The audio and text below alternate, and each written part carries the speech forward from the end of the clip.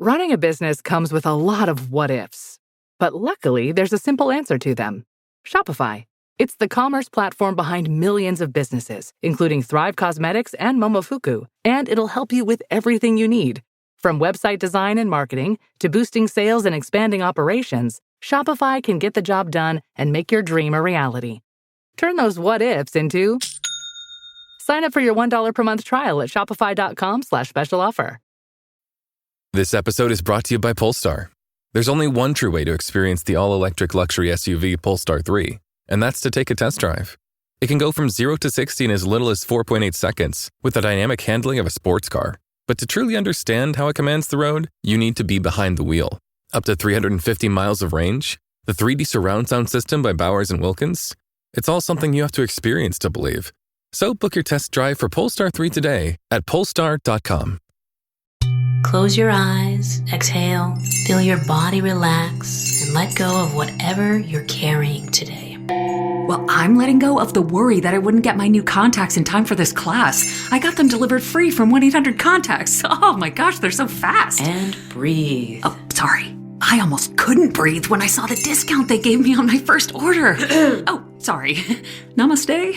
Visit 1-800-CONTACTS.com today to save on your first order. 1-800-CONTACTS. If you went on a road trip and you didn't stop for a Big Mac or drop a crispy fry between the car seats or use your McDonald's bag as a placemat, then that wasn't a road trip. It was just a really long drive. Ba-da-ba-ba-ba. At participating McDonald's. At Capella University, learning online doesn't mean learning alone. You'll get support from people who care about your success, like your enrollment counselor, who gets to know you and the goals you'd like to achieve. You'll also get a designated academic coach who's with you throughout your entire program. Plus, career coaches are available to help you navigate your professional goals. A different future is closer than you think with Capella University. Learn more at capella.edu. Hey business owners, we know you know the importance of maximizing every dollar. With the Delta SkyMiles Reserve Business American Express card, you can make your expenses work just as hard as you. From afternoon coffee runs to stocking office supplies and even team dinners, you can earn miles on all your business expenses. Plus, you can earn 110,000 bonus miles for a limited time through July 16th. The Delta SkyMiles Reserve Business Card. If you travel, you know. Minimum spending requirements and terms apply. Offer ends 7/16/25. Welcome to the HCI family of podcasts. We're your source for personal, professional, and organizational growth and development. We share our own original research, explore industry trends, and interview executives and thought leaders from across the globe. Join us for practitioner-oriented content around all things leadership, HR, talent management, organizational development, and change management. Maximize your personal and organizational potential with the HCI family of podcasts.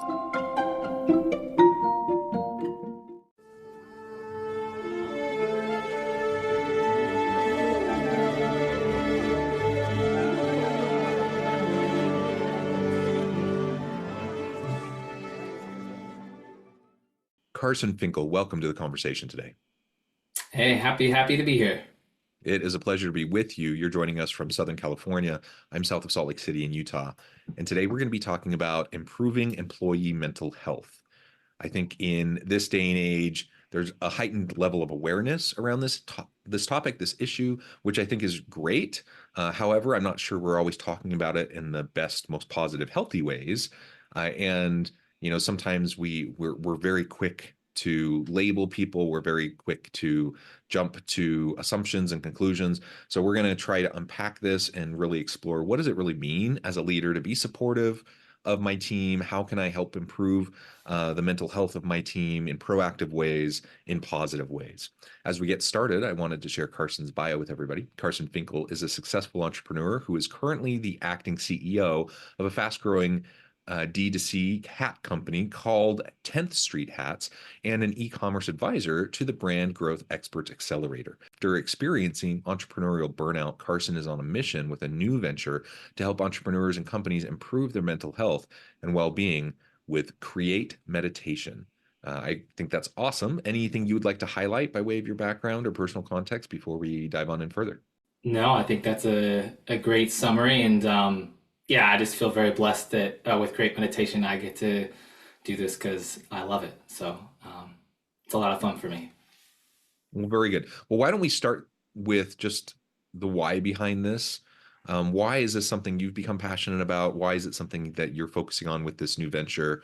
And in what ways are you working with companies to help improve employee mental health? With a Venmo debit card, you can Venmo more than just your friends. You can use your balance in so many ways. You can Venmo everything. Need gas? You can Venmo this. How about snacks? You can Venmo that. Your favorite band's merch? You can Venmo this. Or their next show? You can Venmo that. Visit venmo.me/debit to learn more. You can Venmo this, or you can Venmo that. You can Venmo this, or you can Venmo that. You can Venmo. The Venmo MasterCard is issued by the Bancorp Bank N.A. pursuant to license by MasterCard International Incorporated. Card may be used everywhere MasterCard is accepted. Venmo purchase restrictions apply. Ryan Reynolds here from Mint Mobile. With the price of just about everything going up, we thought we'd bring our prices down.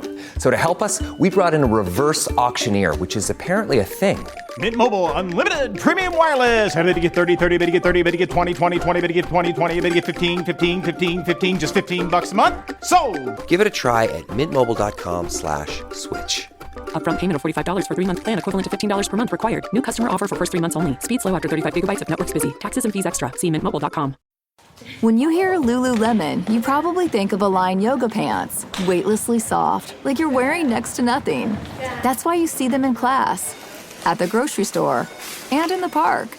But did you know about skirts with built-in liner shorts so you can still jump for the Frisbee? And tanks and bodysuits? With Align's iconic stretch, you won't want to take it off. And with endless style options, you don't have to. Shop in-store or online at Lululemon.com.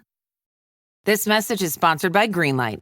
With school out, summer is the perfect time to teach our kids real-world money skills they'll use forever. Greenlight is a debit card and the #1 family finance and safety app used by millions of families, helping kids learn how to save, invest, and spend wisely. Parents can send their kids money and track their spending and saving, while kids build money confidence and skills in fun ways. Start your risk-free Greenlight trial today at greenlight.com/Spotify. That's greenlight.com/Spotify. The Jack Welch Management Institute at Strayer University helps you go from, I know the way, to I've arrived with our top 10 ranked online MBA. Gain skills you can learn today and apply tomorrow.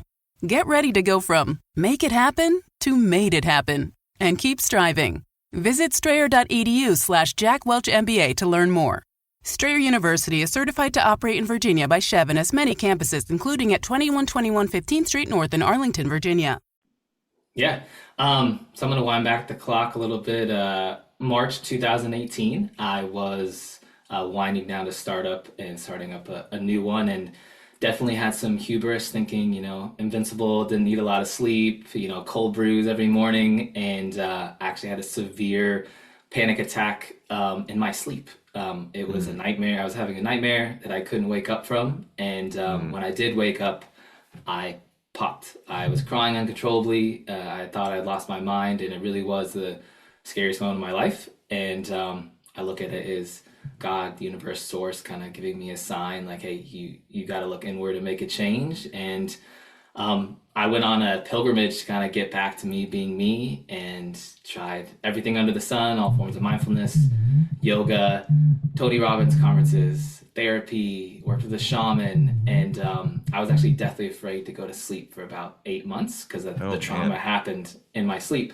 So it's very personal to me, but I found a form of breath work that had a really profound impact on me, and then got trained right before COVID kicked in. And then I kind of combined a lot of the other modalities I had dabbled with, my own personal journey, and I just started offering friends and family free sessions to kind of help with the stress of what was going on in the world.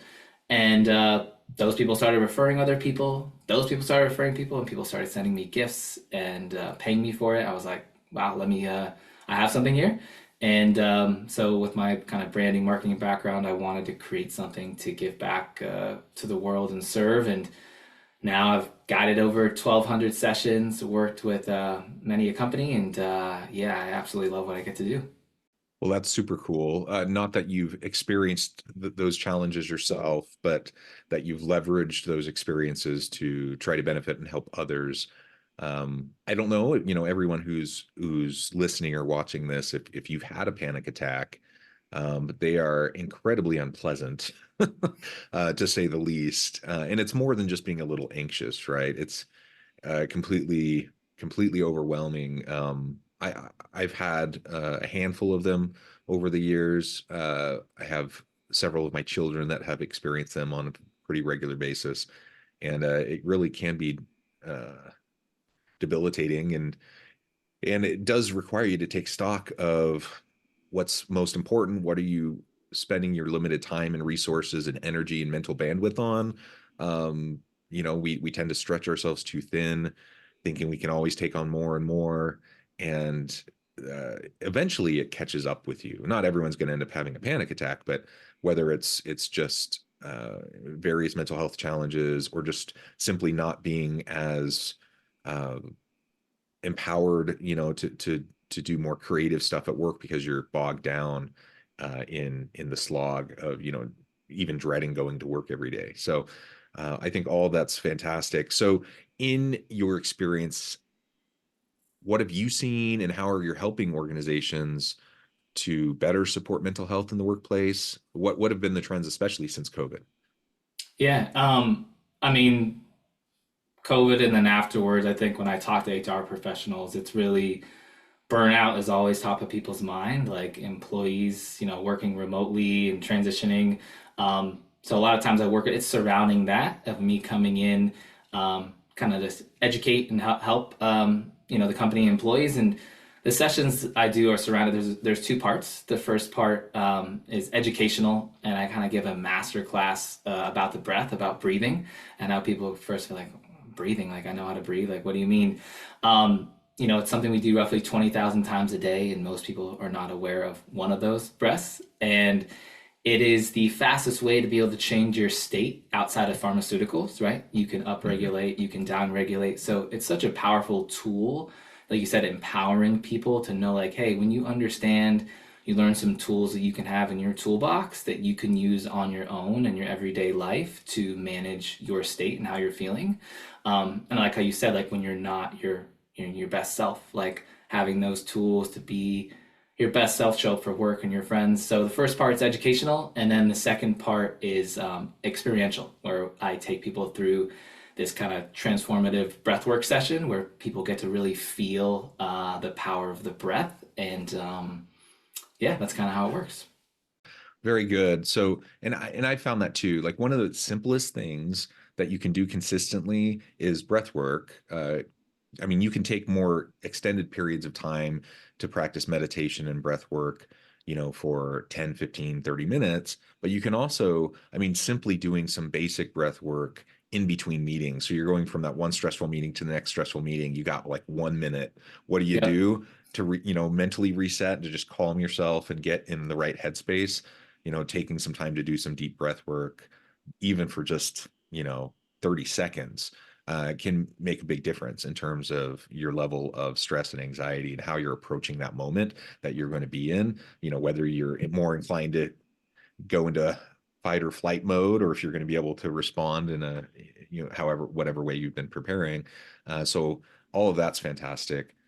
Yeah, no, I love what you just said there, because that's a lot of what I frame it for people to show, kind of making sure they're, hey, you're going to get something out of this, because you're going to be able to use this before a meeting and between meetings. And you said all it takes, I give people like 3 tools that usually are in the couple minutes category that they can really use, and they can feel it. And so if people can adopt those things, it's just a nice thing to have at the ready when you need it. Do you see organizations doing more with their people to kind of train them up on breath work, or what do you see happening within organizations that they're trying to deal with mental health issues and trying to support their people? What could we be doing more within the organizational space? Yeah. I don't want to say out for all like HR professionals if they're listening, or heads of companies. I think everyone is doing the best they can. I want to say like everyone knows it's important. But I do think it's hard if it's kind of put on HR to kind of figure it out, right? I think it's a lot. Yeah. That's a lot to ask. And I think what I've seen where companies that are doing what I feel like is a pretty good job is it really starts in the top. CEO, founders, leadership team, upper management, and it kind of permeates and trickles down the organization. If it's just put on HR, I think sometimes it's harder for it to have that impact. So I do like to see like when upper management, everyone's fully involved and making it a priority, and kind of everyone else is like, oh, let's do this.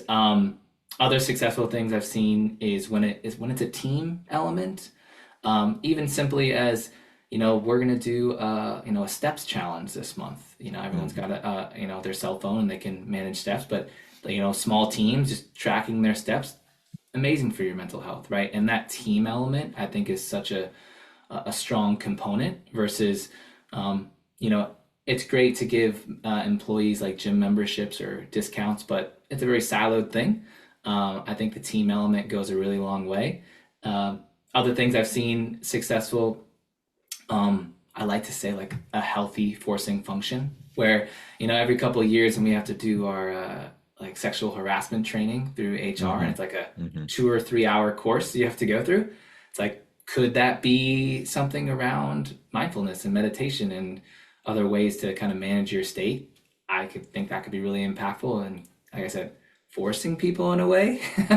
And then the last one, I've seen companies do a good job with like offering therapy. But I still think there's a resistance to the context of therapy. So I've had a really big push of talking to people like, can you do coaching instead in business coaching? Because I think maybe there might be a higher adoption rate amongst employees. Like, oh, I get my own business coach I can meet with. And in my experience, like business coaching, a lot of it is, in a mixed as therapy, because work life and personal life is all intertwined. And business coaches, I think, do a good job of tapping into that side as well. So those are 3 or 4 things that come to mind. Yeah, certainly the good business coaches and executive coaches, I think there's a healthy component of that. That's always 100%. there when you're having those types of conversations, because everyone's lives are intertwined and everyone brings baggage from their own personal stuff into the workplace and vice versa, right? So yeah, coaching, absolutely. And I like how you also talked about trying to find ways to build it into structured, trainings and wellness challenges and like other things where people can mutually reinforce and support each other in what they're trying to do. It does start from the top. You do have to have commitment. So you can have this big initiative roll out through HR, which often, where they get rolled out from, and that's fine. HR can help to facilitate it and everything. But unless people see their leaders doing the basic things like taking their lunch breaks, going on vacation, Yes. not sending emails on Saturday nights, like there's like basic modeling behavior that needs to happen, that a lot of times senior leaders and executives don't model very well. And so you can have whatever HR program and wellness program you're going to have, but if people see what your actual behavior is and it's inconsistent, what are they going to do? Most likely, they're probably going to end up lining up with what the behavior is. And so systematizing it, structuring it, having it become part of training and seeing the example of your people, of your leaders for their people, that's going to be powerful. It needs to be brought up, repeatedly. So if if a CEO or a senior executive is meeting with their team and they have an opportunity to reinforce, the value of self-care and taking time to recharge your battery and et cetera, like all those things, if that becomes part of the dialogue, the normal conversation that's happening, then you're giving permission to other people to also address those issues as well. And when you don't bring them up, you may feel like you're just being that strong leader that everyone can now look to and lean on. I think that's kind of an old school mentality around leadership. I don't think that's the kind of leader that most people really want nowadays. We want someone who shows some appropriate vulnerability, someone who we can relate to, someone who has empathy for what we're struggling with. And so modeling it accomplishes all those things. It helps you connect better with your people. And not only will you be able to address your issues, because leaders have burnout, leaders have anxiety, leaders have stress, but it'll help your team to be able to do the same. I couldn't agree more. Giving permission and the vulnerability are 2 of my big things. Very much agree. Yeah, excellent. And I wanted to bring this up because I thought it was a good example. Um, I was just rewatching Ted Lasso with my wife. I don't know if you're familiar with the show. Oh, my wife and I are very sad. It's not here. It's over. It was the ultimate feel good. If your listeners, if you haven't watched it, please go do yourself a favor. You will feel good after watching that show. It is a superb show. Lots of leadership lessons, lots of feel good, lots of just interpersonal dynamics, all that. Great show.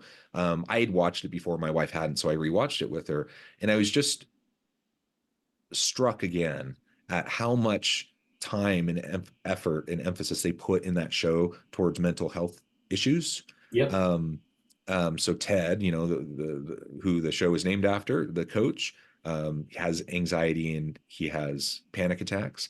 But there's a bunch of other kind of related issues, and throughout the three seasons of the show, it comes up again and again and again.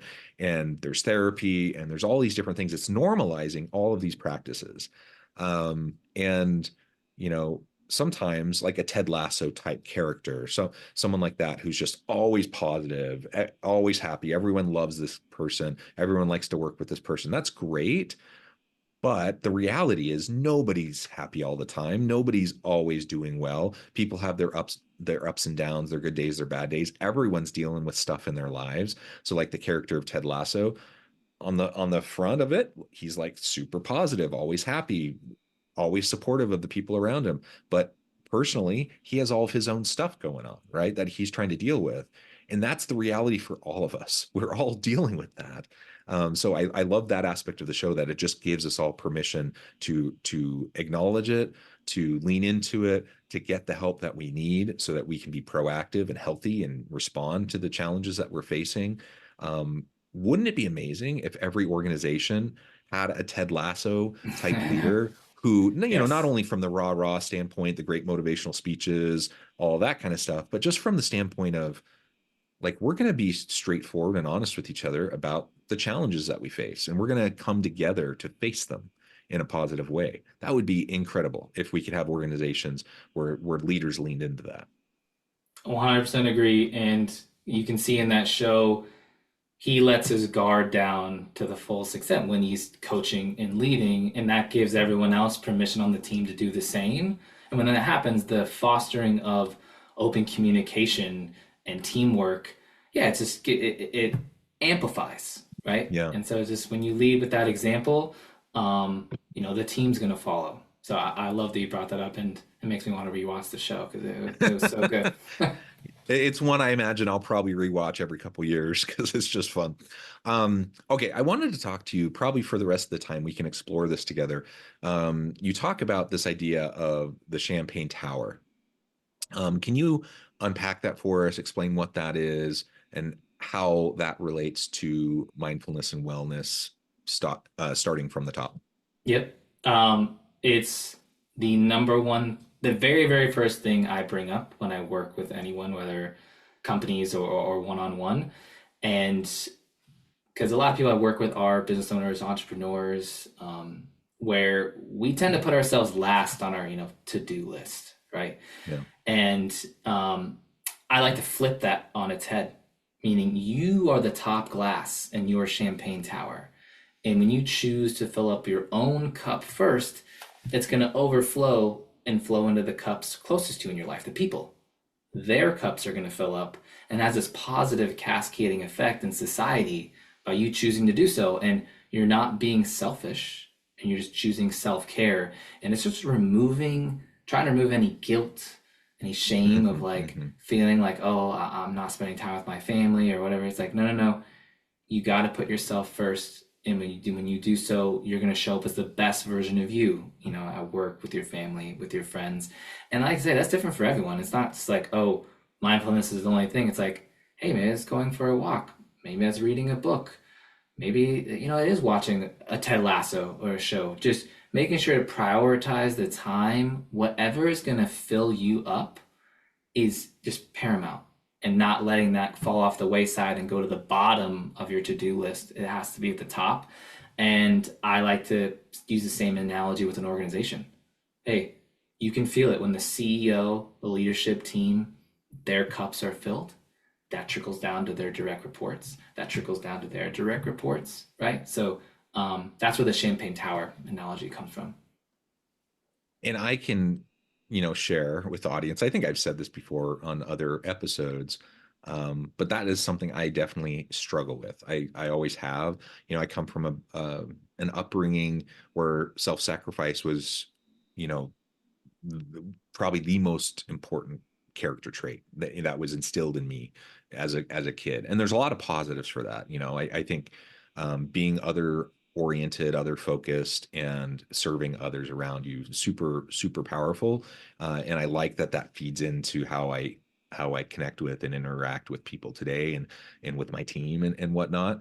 But one thing I've had to try to learn, and I'm still not great at it, is you have to have balance in all things. And so if you're constantly trying to endlessly serve and help others and always putting yourself second place or third or fourth or fifth place, you're never addressing your needs. Eventually, you just don't show up well enough for your people. And as an adult, I married, have 6 children. I'm a professor, so I have lots of students. I'm a department chair, so I have lots of faculty that I'm coaching and mentoring. Like I have all these different spheres of responsibility and different people that are leaning on me and counting on me to be my best self. And I've learned over time, like my capacity expands dramatically to be the best I can be for others and to help them better when I take the time, when I exercise, when I walk my dogs, when I take time to meditate, etc. And it doesn't take tons of time, but I just need to make sure I carve out small amounts of time every day consistently. And I'm just in a much better headspace to be able to be there and be supportive of those around me. And that's a hard lesson for a lot of people to learn. It certainly has been a hard lesson for me because I constantly feel the guilt. I feel it less now, but I still feel it.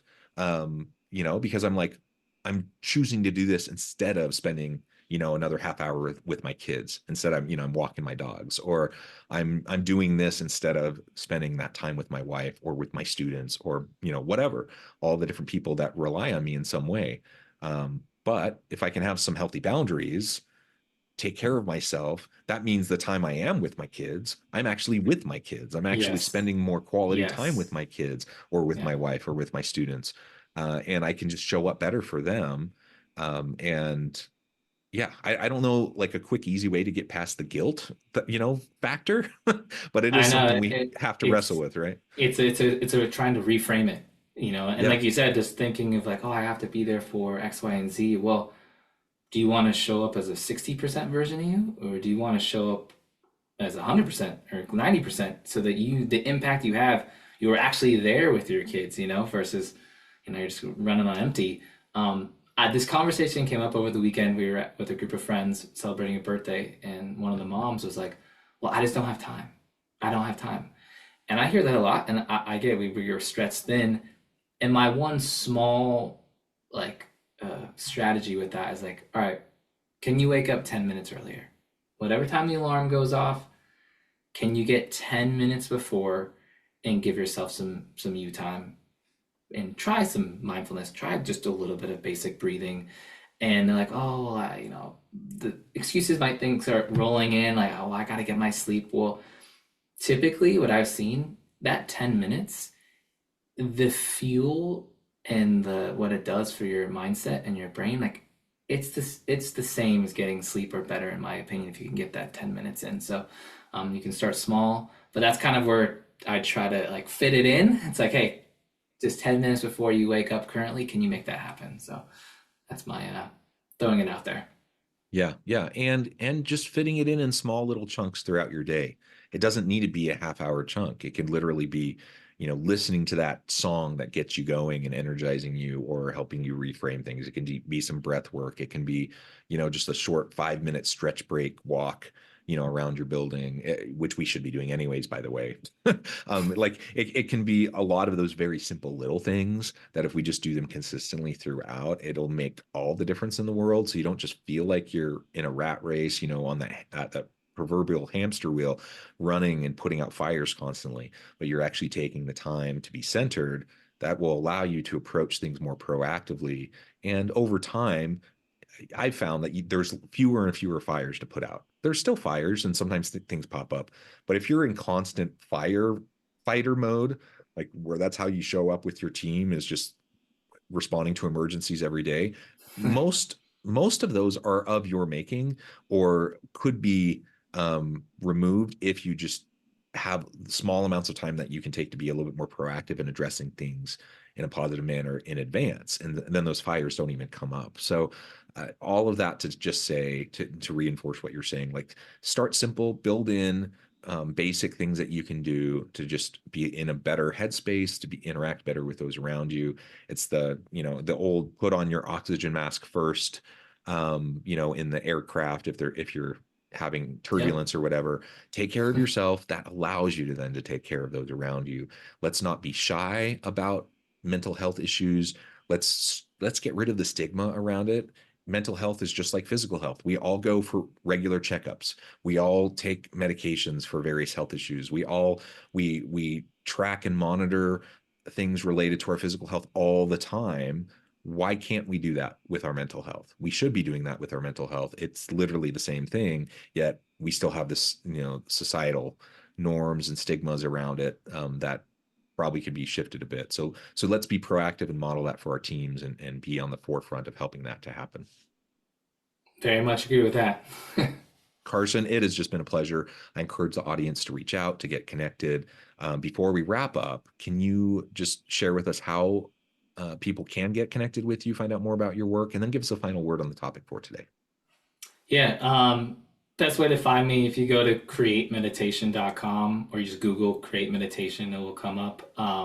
There you can book a free exploratory call with me if any of this is interesting.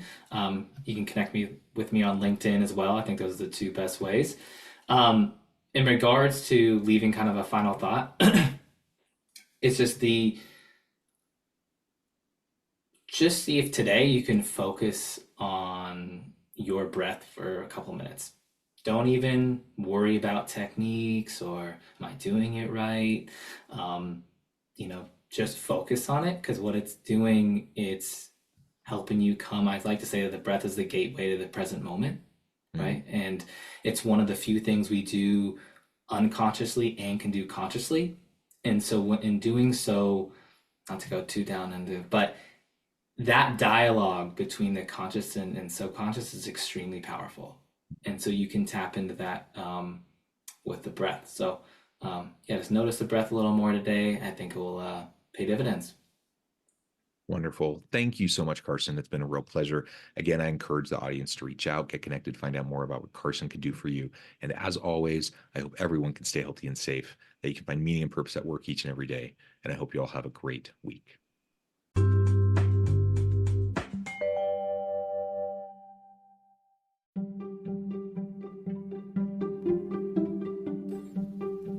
Thanks for joining us for this episode of the podcast. We hope you stay healthy and safe, and please join us again soon.